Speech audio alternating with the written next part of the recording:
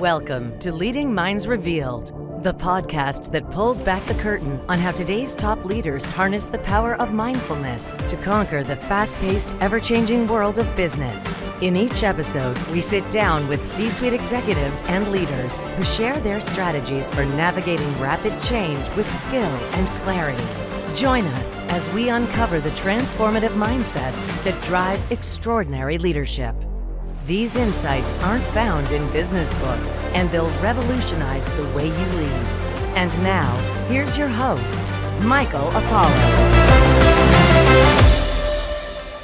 Hello, everyone, and welcome to another episode of Leading Minds Revealed. And this episode, we're going to unpack the experience of entrepreneurship from a leading physician and founder who is running multiple organizations at the same time. We're going to also explore how insights from executive development and a lifelong pursuit of personal growth and also travel through different countries can inform a leader's approach to leadership. My guest today is a leading pain management specialist, researcher, and healthcare entrepreneur. From his early days as a medical student in Egypt into becoming the founder and CEO of Presentia Healthcare, BioSpine Institute, and PainCare Clinics, my guest has dedicated his career to transforming the way we understand and treat chronic pain. With that, please welcome Dr. Hany Demian to the show. Welcome, Hany. Thanks a lot, Michael, and thanks for having me and the kind words. We appreciate it. My pleasure. My pleasure. When we were last chatting, what really struck me as just really powerful is just the amount of organizations that you're leading right now and what you've had to endure since the pandemic as an entrepreneur. And I know firsthand a little bit of the challenges that entrepreneurs endure. And I'd love to just dive right into that reality that you're working with, this multiple ventures, multiple organizations. And what are some of the insights that you've gained from being in this position from a leadership perspective? I think a lot of our leaders, our listeners are dealing with so much, right? There's so much pulling at their attention. And having insight in terms of how to manage that can be really helpful. And I think you just really bring an interesting experience to that. So I'd love to start there. When managing and leading these organizations, how do you maintain your focus? What are some of the core principles that you live by? That's a really good question, Michael. Let me start by COVID. When COVID started, it was something that we've never ever experienced before. I worked through H1N1. I worked in emergency department at that time. I've seen how pandemics can unfold and how busy or disastrous or impacting a lot of people's life, but nothing like COVID. So when COVID started, like we always, there's going to be 2 weeks to flatten the curve, which expanded further and further. From day one, I met with my management team and I said, I'm not closing. How are we going to deal with all those patients? I believe deep in my heart, it's our duty to look after our chronic pain patients. So it was really something new that we never dealt with. We had people looking into the data every day, into the government decisions every day, changing by the hour, whether we're going to wear a mask or we're going to wear a full suit or we're going to wear gloves or no gloves or hand sanitizing or washing the hands. We had all this changes to do fast. And it was quite unusual for everyone. We get asked by the government, by our college, and by a lot of other government employees to shut down. And I said, no, if you can tell me where should I send my patients, which ER should I send my patients, happy to do it. And I will be happy to drive them to the ER. And they came back and said, okay, you can stay open. We believe you're essential services, right? And at that time, even family physicians were shut down, dentists were shut down. So we were everything for our patients. We were family physician, we were urgent care, we were chronic pain management, and we survived.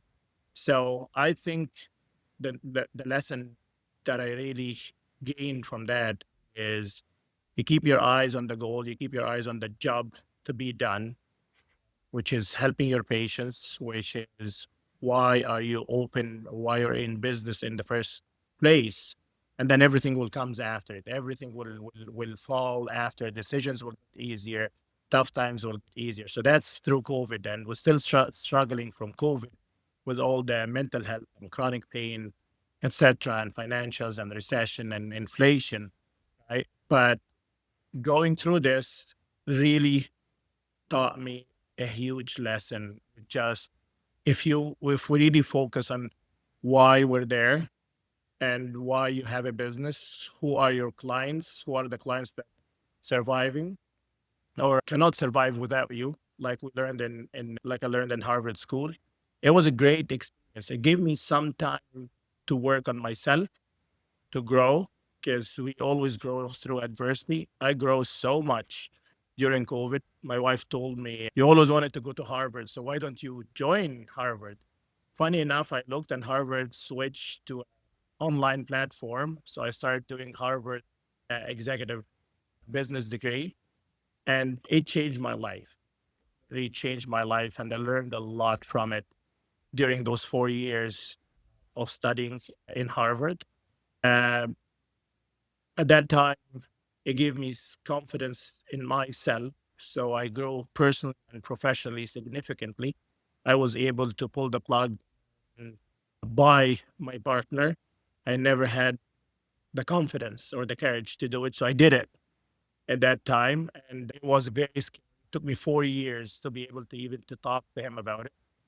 It taught me how can I grow the business through adversity, how to build a bulletproof business, a recession-proof business. So it was really good outcome. I have no bad memories with COVID other than the mask and the sanctions and whatnot. But otherwise, it was a huge opportunity to grow. And this is a lesson that I always talk about. If, if I will learn anything, is look at every event as an opportunity. And I always feel like if we change the way you look at things, the things will change. The business for me before COVID was a load, was a heavy load on my back. I was drowning, didn't know what to do. After COVID, it becomes an obsession and really a passion. And this is where the whole idea came of okay, let's grow the business. After I bought my partner, let's grow the business. I added a radiology clinic, more chronic pain management clinics. I added cervical spine surgeries. And now we're working on our passion project of anti-aging, lifespan, health span, and regenerative medicine to fill in the gap between conventional pain management and surgeries. And it just nothing but really a pure passion journey so far. Well, you hear that often, and I mean, and strategy, business strategy 101 is have that really clear North Star. And um, I hear from so many entrepreneurs and business leaders around how important it is to clarify that. And it seems like here things come in alignment. What was that activity for you? Is this something that you like? How do you continue keeping that direction that you're going and sort of that why, that North Star top of mind? Like, how do you do that on a day-to-day basis? Is it something that you return to often? Is it something you're thinking about all the time?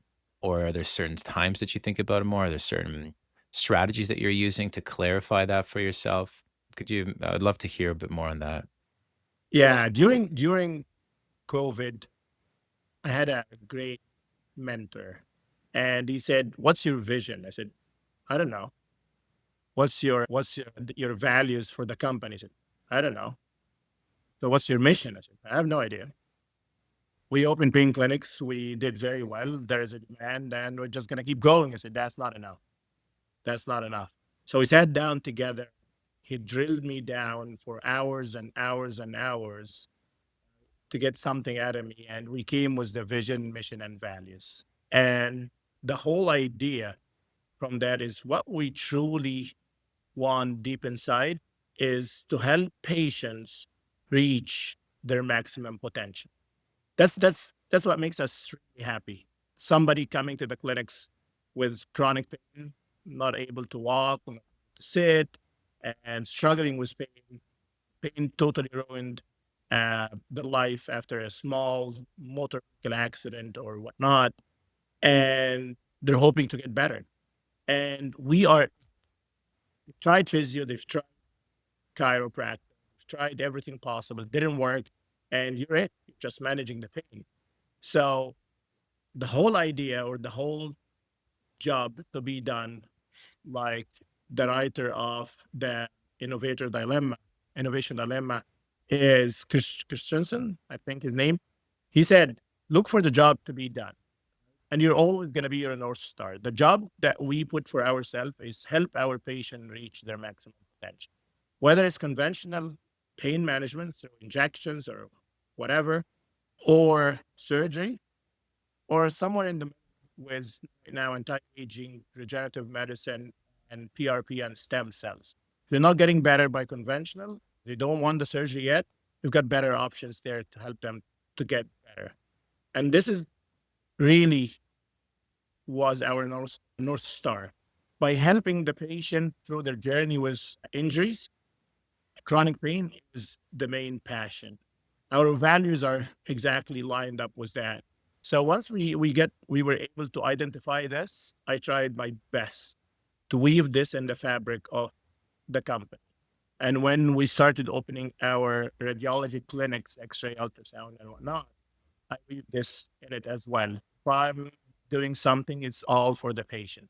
Any decision, any equipments we buy, we look at it from definitely a strategic point of view, but we look at it, what's this going to add value to our patient? Is our patient going to be able to access a new service that they were not able to access it before? Can we bring the access to a service barriers lower by adding this service? And this is where all started by, okay, it's taking me too long to get an ultrasound. Let's buy an ultrasound and X-ray license and open clinics. It's taking so long to get to see a surgeon. And even if you get to see a surgeon, you might not end up having the surgery.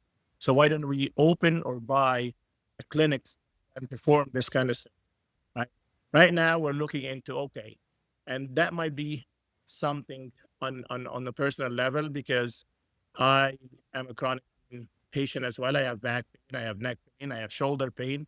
Just had a shoulder surgery recently, a couple of weeks ago. And it's been a passion this way. What do I need? What do a patient in my position feels, wants to be active, wants to reach their potential? I've got dreams, I've got businesses. What do they need? And we keep adding. And I believe this is a privilege. By having your hand or your finger on the pulse, this is your North Star. Get the job done. You have to be very clear with your North Star before starting a business. You need to have a problem that you are really solving. And like what they taught us in Harvard, if I disappear tomorrow from the market, our clinics did not exist. If our company shut down and wrapped overnight, will we leave a void in the market? When anybody misses us, if nobody misses us, we're doing something.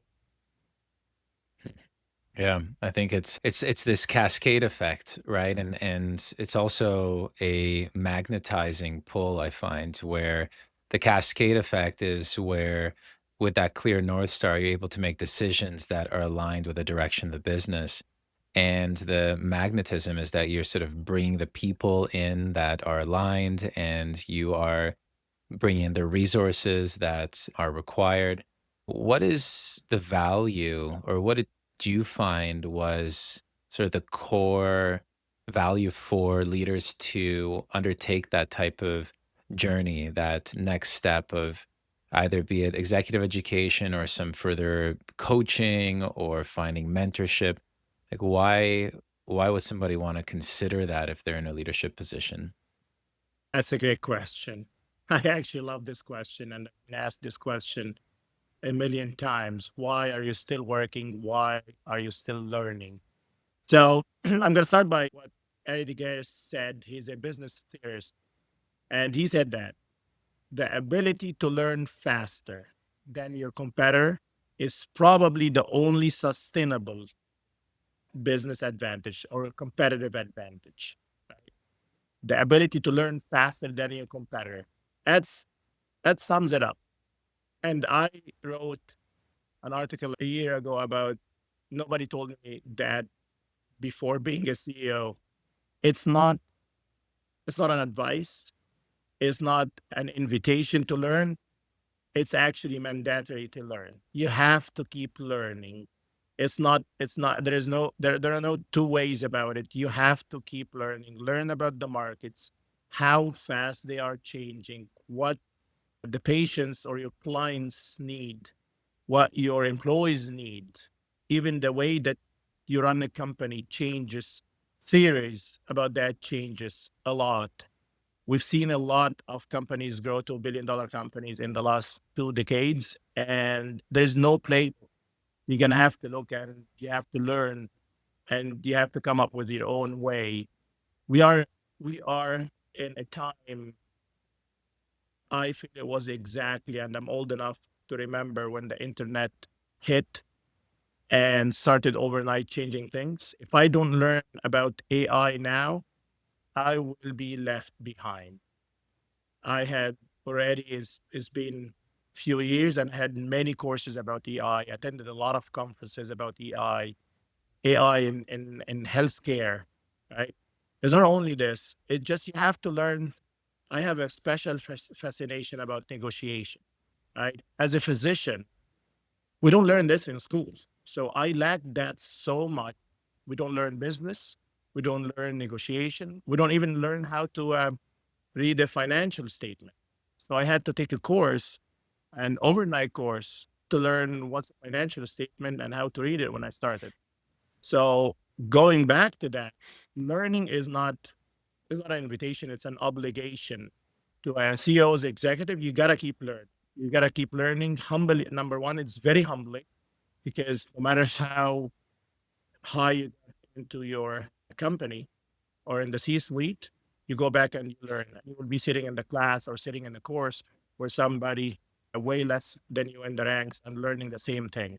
And you exchange experience and you talk about it and you mentor or you get mentored with those people. I was sitting in Harvard with people with billions of dollars, companies running them, and they took their time off to get the course of the business executive from Harvard. They're coming from Australia, coming from New Zealand, everywhere in the world, right? It was very humbling, and I learned a lot.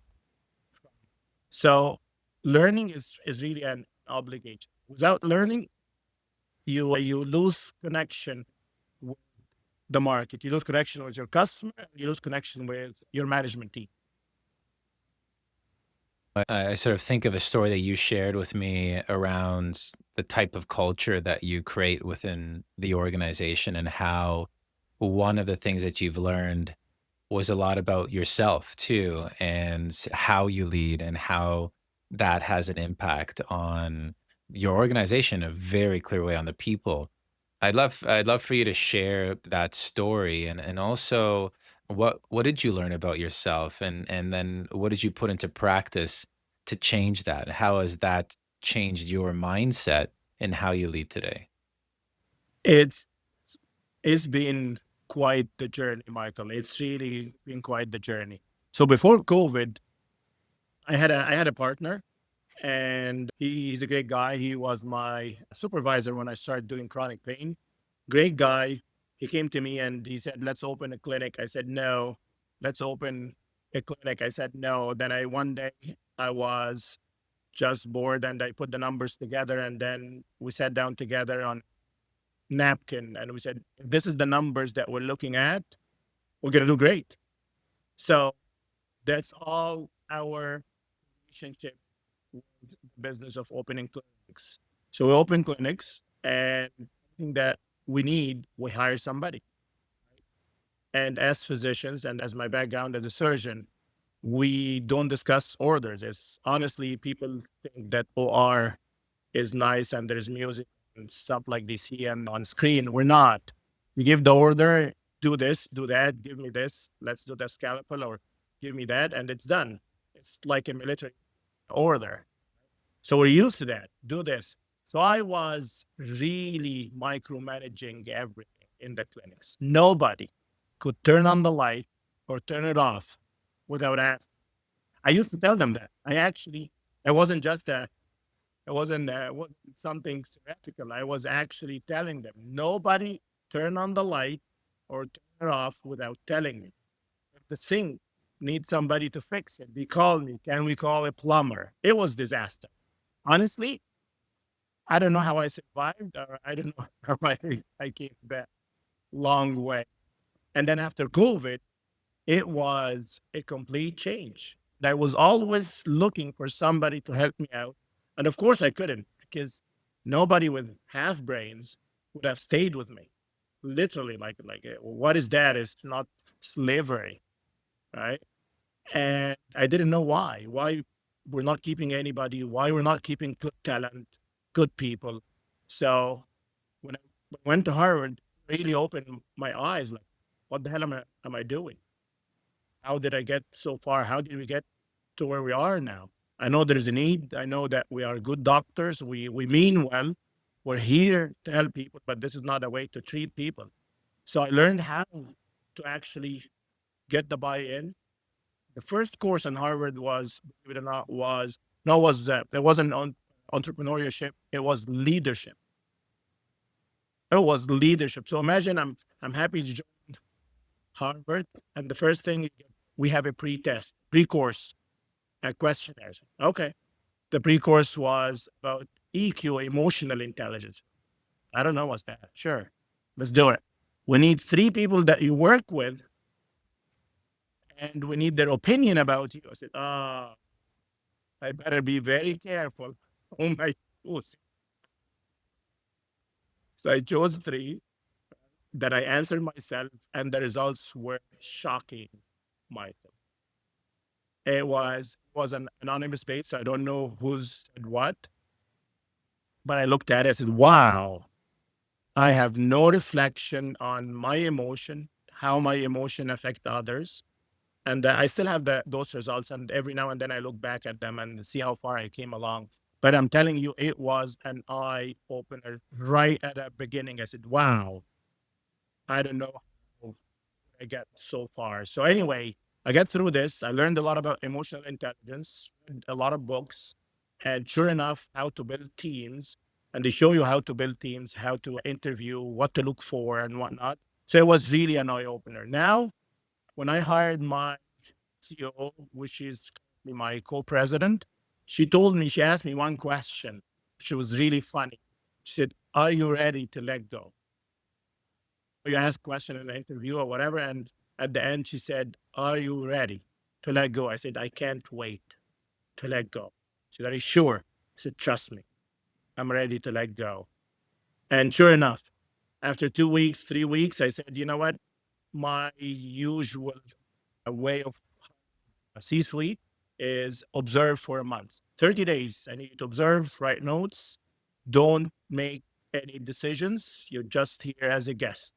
You're welcomed as a guest. Shadow anybody that you want. Go all the way from the patient, physicians, employees, finance, whatever.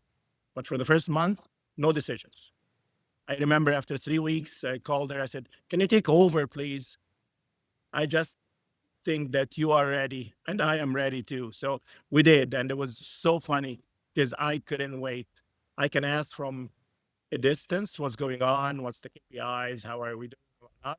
But, and I learned that in Harvard that if you cannot let go and disappear for 6 months and your company keep growing, you don't have a company, you just have a job. It's a tall order to move from what you've shared with me before, this creating a almost like a prison-like experience where you can't turn the light on without having to notify me, to an environment that really offers the sense of ownership, the sense of autonomy, the sense of trust to do the work, right? And one that where they feel safe, right, by your presence. A lot of the research is showing that this is this is an optimal type of environment to create. Yeah.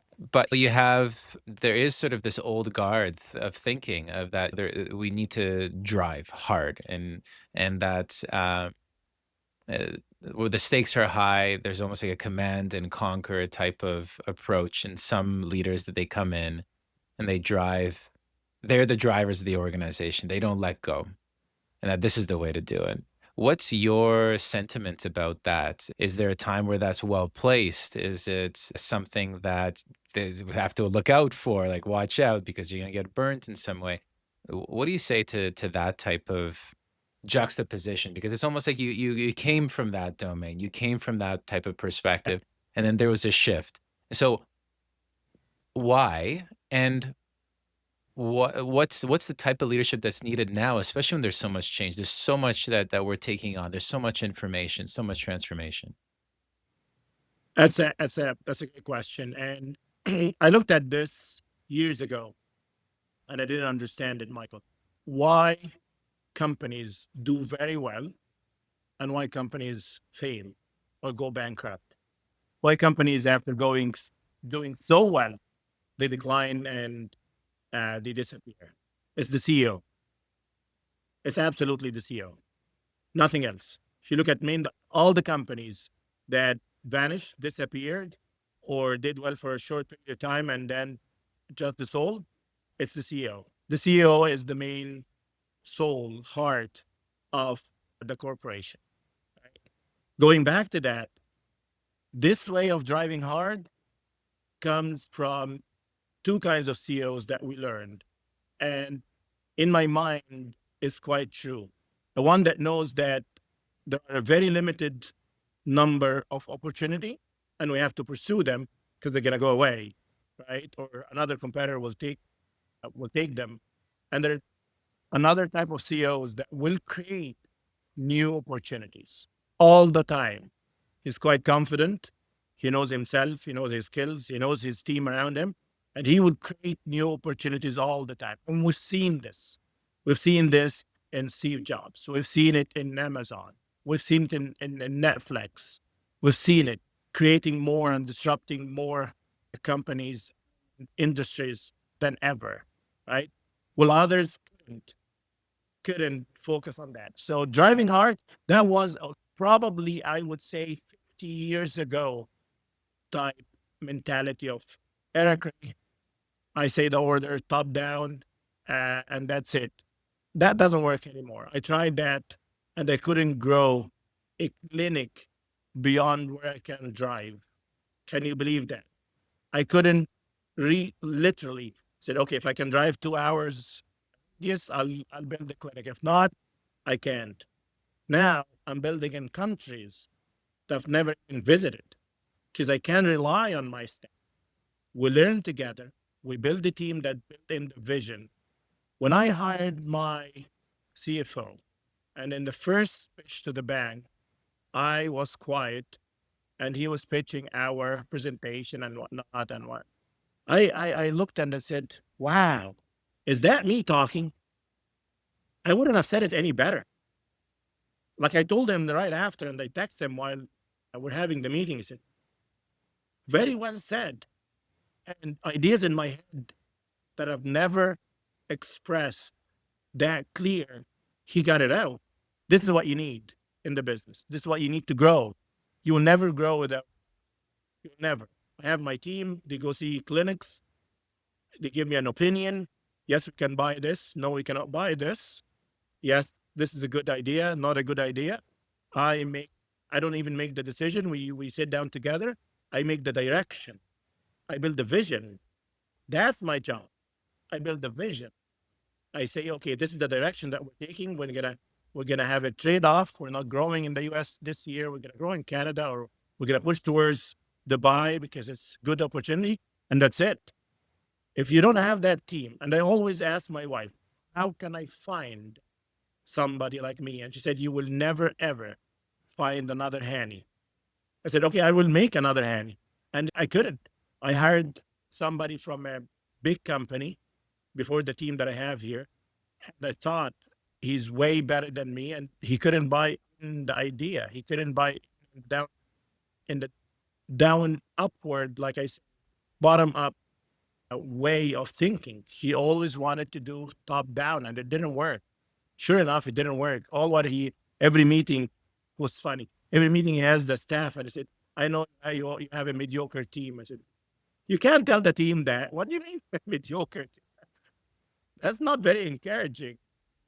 You have a mediocre team. When we know that you have a mediocre team, you can't do that. It, Imagine if every morning I wake up, I tell Michael, you're doing a mediocre job. What kind of incentive is that? It's horrible, right? So you can't do that. You cannot push hard or drive hard. Honestly, just vision, make it so clear, the direction. Remind them of the direction all the time because there are a lot of distractions, there are a lot of competition in the market every which way. And this is really my job now. Just what's direction we're taking, that's it. And let's have we're going to postpone this. We're going to push for that this year. And I let them be and I give them total freedom. It's empowering the people that are on the front lines to do the good work, and to be informed by their experience and to be there with them is this common sentiment that I find showing up as an effective leader. Just you're there, you're this guide by the side, and you're being informed. You're sort of seeing how can you support them and how can you foster that environment. And that's what I'm hearing from you has been really an integral like learning and shift, right? Why is that important now with so much change and transformation happening? The initiatives that we are deploying right now, I'm finding more and more executives, leaders are sharing that they have like 3-month planning cycles. There's an overarching direction that we want to go to as an organization, but really, with how fast things are changing, we're only looking out like, okay, 3-month time spans, maybe a little bit longer. You plan out for the year, et cetera. But technology and direction and creating these feedback loops that you can be informed really, really quickly requires an environment where it's the people that you're working with that are leading forward these initiatives. And if we can't foster that sense of alignment, cohesion, trust, then you're squandering that opportunity and killing the potential, creating that prison, like you were saying, Yeah. right? Nobody Creates a wants to be in. revolving door, Michael, which is the worst ever. Revolving door. You're not important. You're just a number. You're a mercenary. But you come and do your job. You don't know why are you doing your job. You don't know why your job is very important in the clinic or what's the importance. Or I had nurses don't know what their what the values of the company. And after that, I said, okay, we're gonna really have to keep reminding people of our mission, vision, values, because those came really out of my heart. And this is what I really would like the company to represent. So it became a revolving door, no culture. I had zero culture when I started in COVID. I hired a business analyst, Hany. The first thing I would like to tell you, you have no culture. I said, I appreciate it. I I didn't wish to hear it that way, but yes, I know. Said nobody's staying. Nobody knows what they're doing. Nobody knows what their job is. The nurse is doing what she can and whatnot. So we start working on the culture. The culture is the first thing that I worked on in modernizing, in my opinion, the company, becoming more sophisticated and becoming a real company is the culture. Everyone knows where they belong, why their job is important, and if you do your job properly, how that will affect the next one and the next employee. And all this affects our patients. It's not only this, how you can grow in the company. I never thought about it, right? I never ever thought about it. Now we only promote from within the company. Never happened. We have people that stayed with us for 3 years, 4 years, 5 years, and now they are promoted. We have a receptionist that became a nurse, and now she's a nurse educator, and she's going to be in the medical affairs. It's just unbelievable. And I personally feel proud, right? That we had people, an ingrown, like we call them, homegrown talents like this. And wherever they're going to stay with us, which I hope, or they go somewhere bigger and better, we'll still be proud of them. But this is the way it is. This is the way it should be. That's what you really build a cohesive company, a legacy, and people will be proud where they work. And it's not only um, really corny sentences or sentiment like my wife sometimes say. It's not like that. I truly mean it. That's number one. Number two, you need to have a purpose. I truly believe from a spiritual, religious background that we all have a purpose in life. We're not founded here just to eat, drink, travel, do business, and die, right? It's not like that. We all have a purpose. If my purpose is to help people make a difference or make a difference in their lives, would like to to make a difference in the world that we live in. So I would leave it then the one that I lived in. I'm happy by all means to do it. One patient at a time, one employee at a time. And like I always said during Harvard meetings and get together, we have really a lot of power as executives to change people's life, right? By just pushing them, encouraging them, inspiring them. There's a lot of influence that you have as an executive. I do that as a patient by helping, but I'm actually enjoying it more as an executive. I'm interested to bring it down to like a ground level, day-to-day level in your life. I know recently you just had a shoulder surgery, and so it took some time to heal. But the organization has grown, has a few other organizations that underneath this conglomerate. And there's a lot to focus on your end. There's the regulatory realities in healthcare. There are the unique directions for each of those organizations, unique initiatives that they're undertaking. From a day-to-day basis, how do you structure your day and how do you go about protecting your focus? Like what are some of the ways that you are able to really sustain your focus on what matters most? And how do you choose what you focus on? I love this question because people think that I have more hours in the day than everybody else, but I don't. I wish I do, but I don't. I wake up early, and I've never been a morning person, but I decided 2 years back to, you know what, let me extend my day. And this is when my kids were born because for some reason they wake up every day at 5:30. So I said, okay, 5 o'clock not work for me. I need to get ahead of those little ones and do some work. So I started 4:30, get half an hour that I can read my emails or do whatever. Didn't work. They caught up to me. So now I wake up at 4 to get at least an hour of just sitting down and reading my emails, thinking about my day and the important decisions that I want to make. And sometimes I do it the night before. This is what I would like to do, or do it the day off. I wake up early, meditate, read my emails, read about any new scientific research or anything in the spine or anti-aging or regenerative. Don't do a whole lot of social media in the morning. Then go to the gym, spend an hour with the kids, go to the gym. After that, that time I come back, they're ready for school, and I go to work. After work, I finish work and I start my meetings. And it's all divided. I have to protect my time. And this is what I learned from a lot of people like Elon Musk and Warren Buffett. You have to protect your time. What's really important to attend? What actually need my presence? And what really doesn't?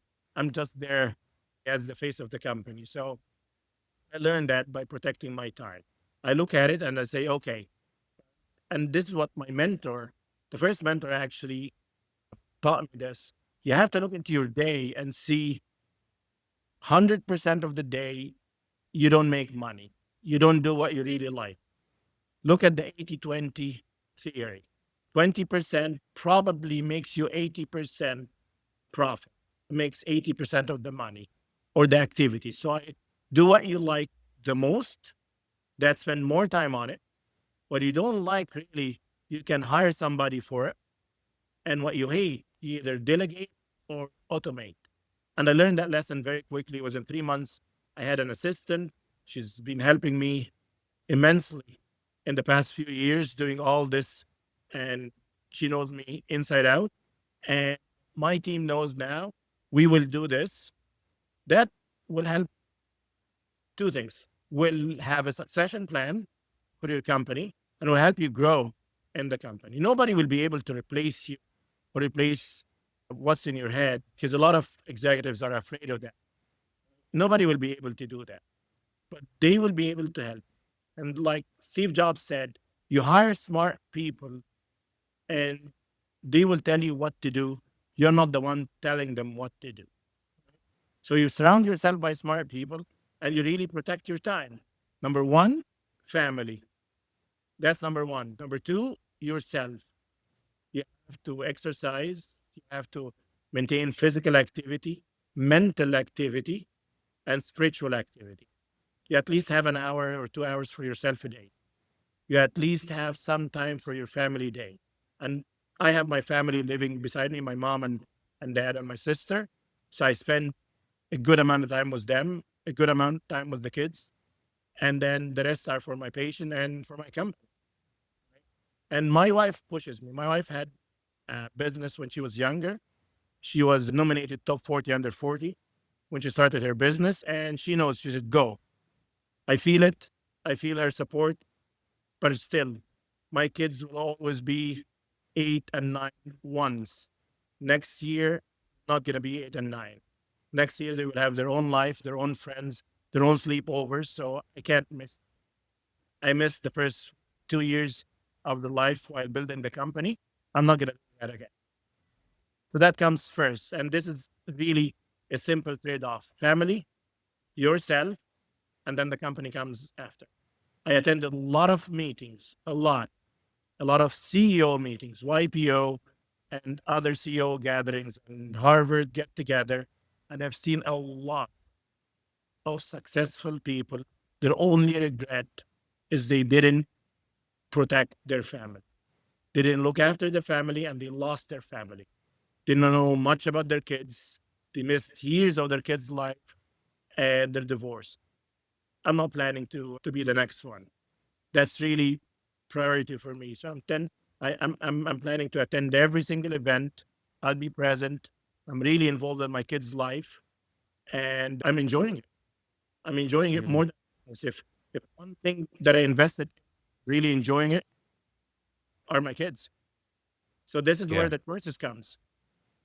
To operationalize it in my mind, I like to think through practical strategies and takeaways.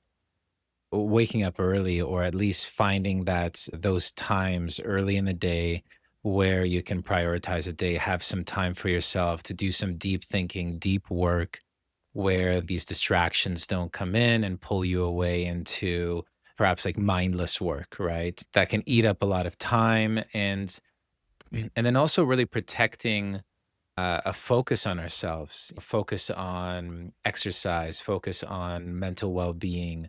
Having these foundational practices is really, really important to keep that fresh mindset, keep that endurance throughout the day. And then, even throughout the day, just reprioritizing, really thinking about what is it that needs my attention or what just needs sort of my face time in there, and really guarding that, and being very selective, intentional, really around where you choose to place your attention, where you choose not to place your attention. You shared with me how you found this research that was really striking for you, saying that some of the most successful entrepreneurs are the ones that have long-standing partners, right? And Yep. from partners as in like significant others in their lives. And that's because you don't need to focus on finding that individual. Your attention is fragmented. You're not lonely. You've got that emotional support. You've got those reminders, like your wife has reminded you on so many fronts, like how to keep a fresh perspective on things, keep yourself humble. It's so important to think about that, right? Like, okay, even if you don't have a family, or but like, what is it that you truly value, right? What is it that you truly value? If it's impacting others or the environment or taking care of yourself and growing. And maybe if it is family, just really identifying that and making sure that that's front and center because everything else will sort of come out of it.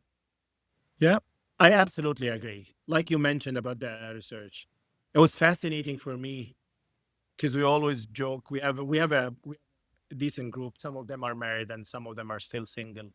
Right? And we always envy the single ones. Right? Just joking.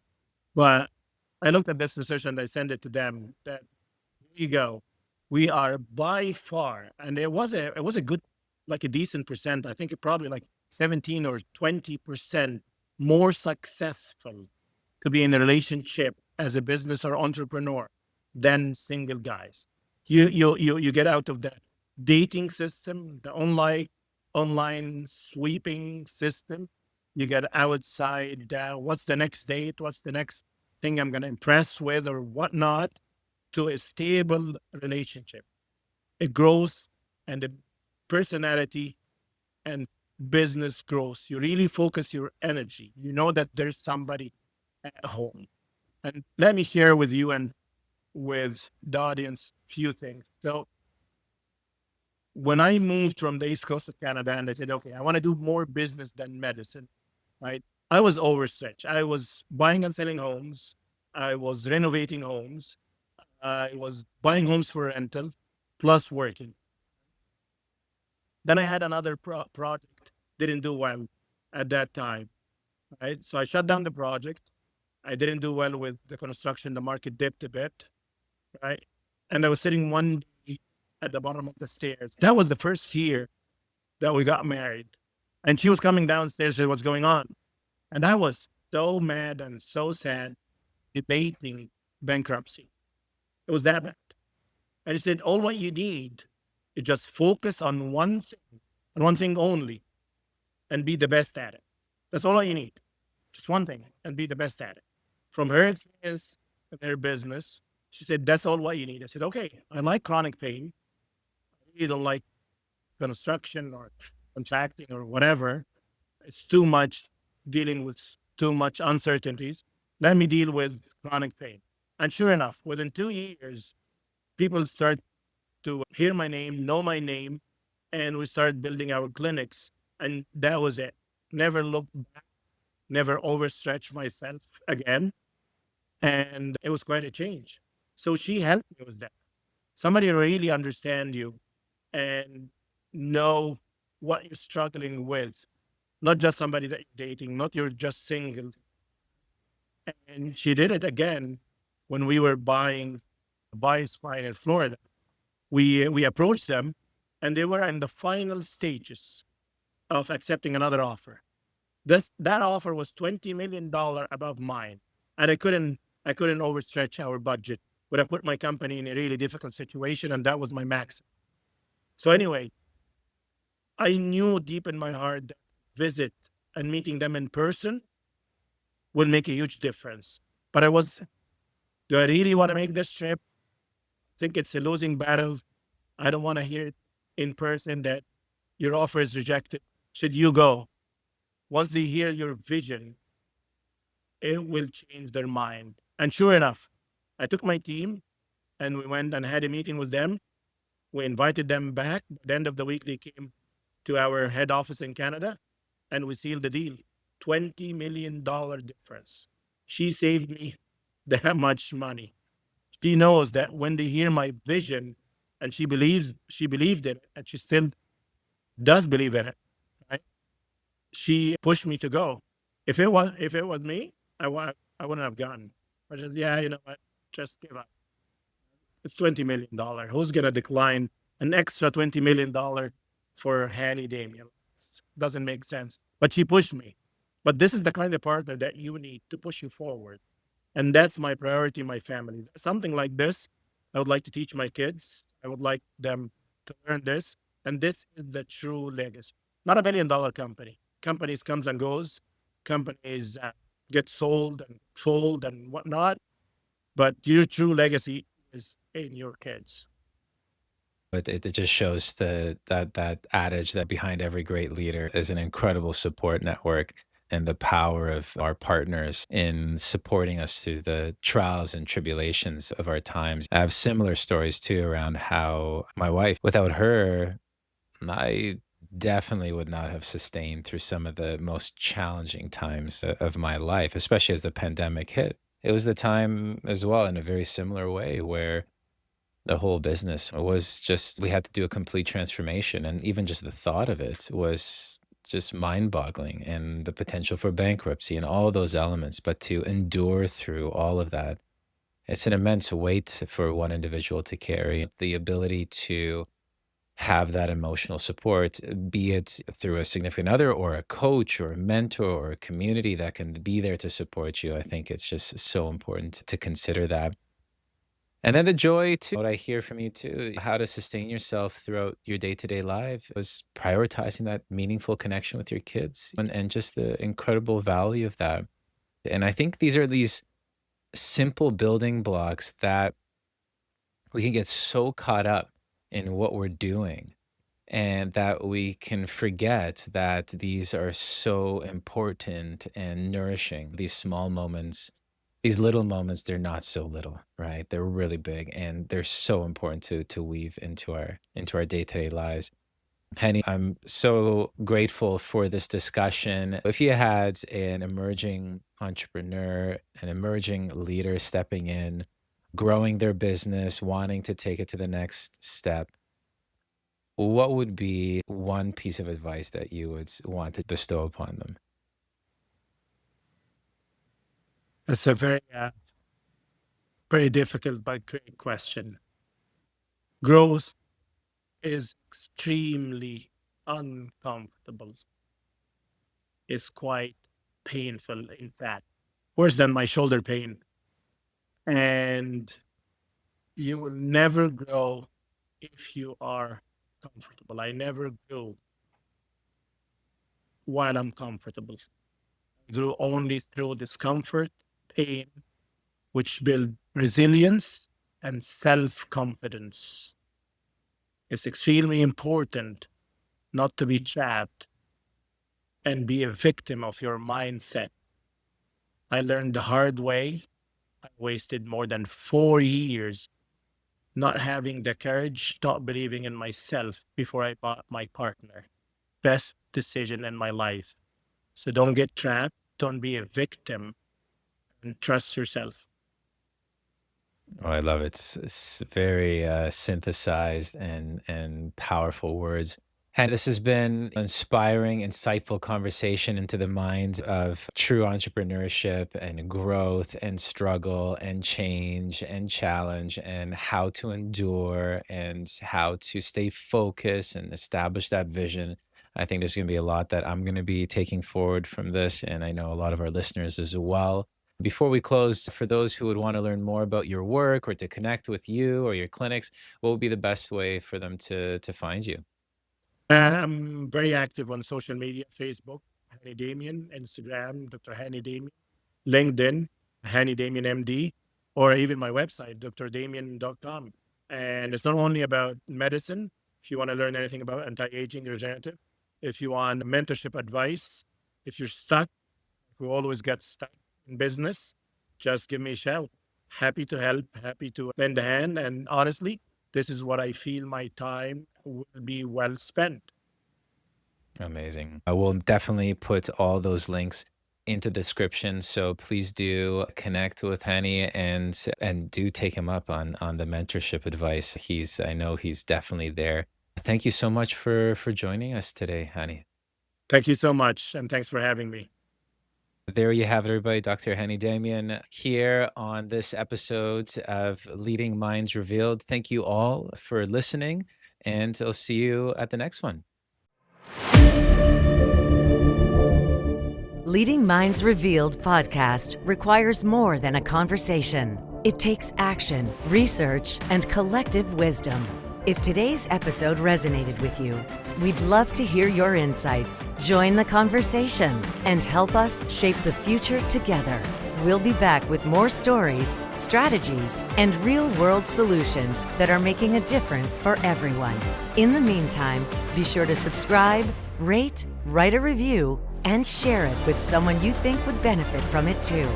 Thanks for listening, and see you on the next episode.